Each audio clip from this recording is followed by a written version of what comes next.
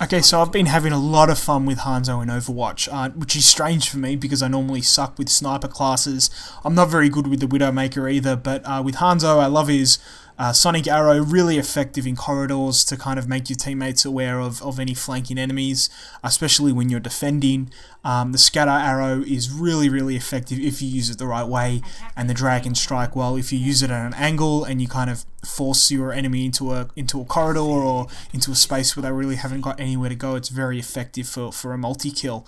But I've discovered a way where you can actually have two Sonic Arrows and two Scatter Arrows in play at once. Now, as you would know, both of these arrows have a cooldown timer, so typically you can only use one at a single time, but I found a really simple way to use it, which can be really effective for kind of having two Sonic Arrows, two sonar tracking devices active at once, and a Scatter Arrow, which can be, you know, if you time it right, really an effective way to kind of take down enemies all at once. So it's actually a really simple trick to get kind of both arrows in the air at once.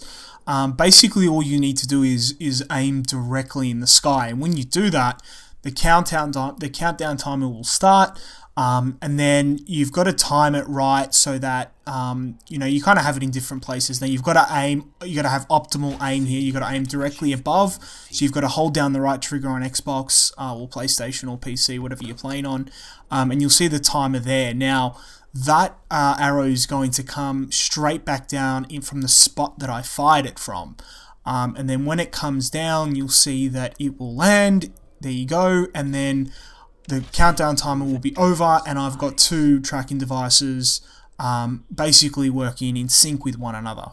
Now that's obviously really good to work with if you wanted to have it in near two corridors. If you're protecting the objective, you could have two sonar devices working at once.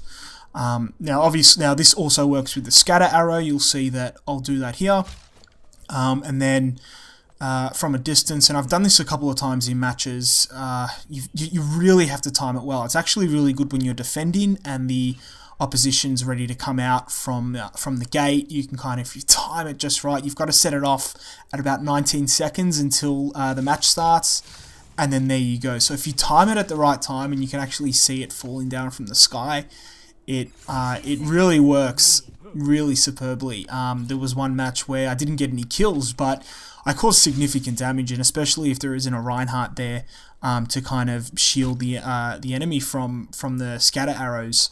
If you time it where they kind of both hit the floor at the same time, then chances are you're going to get a kill. I was unlucky not to, because they had a Tracer and she kind of burst out of the pack really quickly. They had a Lucio who's obviously really fast. So yeah, if you just time it well, it's really effective, and I wouldn't use it like when there's a lot going on. You can probably shoot it in the air and then hide somewhere and then get it done. But yeah, so that's my trick. Very simple. If you time it well, really effective with the sonar device if you kind of do it straight up in the sky near a corridor, so that way you can kind of get a sense of any enemies that are coming really quickly. And then with the Scatter Arrow, well, pretty self-explanatory. You know, 2 is better than 1, so if you can time it really well, really effective.